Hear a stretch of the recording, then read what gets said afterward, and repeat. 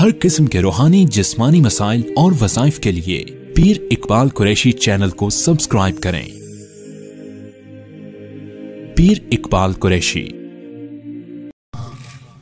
محبوب العلماء والصلحاء پیر طریقت رہبر شریعت حضرت مولانا پیر ذوالفقار احمد نقشبندی حفظ اللہ تعالی کی زیارت بھی اور ملفوظات سننے کی نیت سے حاضری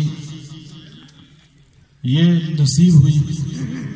میں ایک صرف آپ کے سامنے مختصر، چونکہ طالبات کا یہ پروگرام ہے، حضرت شیخ عبدالقادر جیلانی نور اللہ مرقدہ کا ایک بہت ہی مجرب وظیفہ جو حافظہ کو قوی کرتا ہے، نسیان کو دور کرتا ہے۔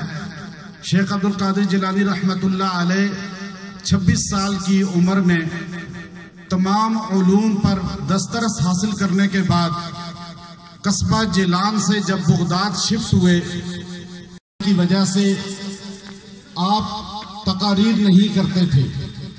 ایک مرتبہ رسول اللہ صلی اللہ علیہ وسلم کی خواب میں زیارت ہوئی تو آپ صلی اللہ علیہ وسلم نے ارشاد فرمایا کہ آپ علماء وقت کے سامنے بیان کیا کریں، خطاب کیا کریں۔ تو شیخ عبدالقادر جیلانی رحمۃ اللہ علیہ نے ارشاد فرمایا، یا رسول اللہ، فارسی زبان کی وجہ سے عربی میں اس طرح دسترس نہیں کہ میں علماء عرب کے سامنے خطاب کروں، بیان کروں۔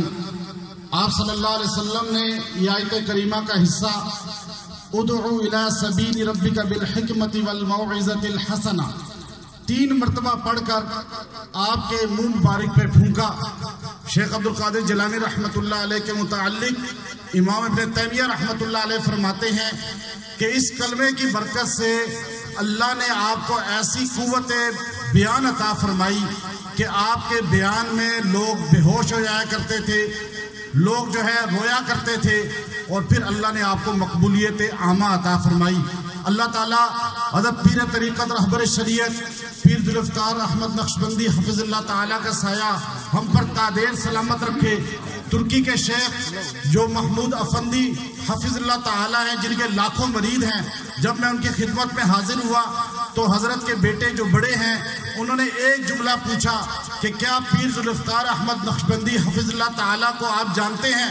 تو میں نے کہا وہ ہمارے شیخ ہیں، ہمارے مقتدا ہیں، ایشیا کے اندر اللہ نے ان کو مقبولیت عطا فرمائی ہے۔ تو وہ یہ جملہ مجھے کہنے لگے کہ آپ پر اللہ کا احسان ہے کہ آپ لوگوں کے پاس ایسے پیر طریقت موجود ہیں جن کو اللہ رب العزت نے یہ عظیم مقام عطا فرمایا ہے۔ وآخر دعوانا ان الحمد للہ رب العالمین۔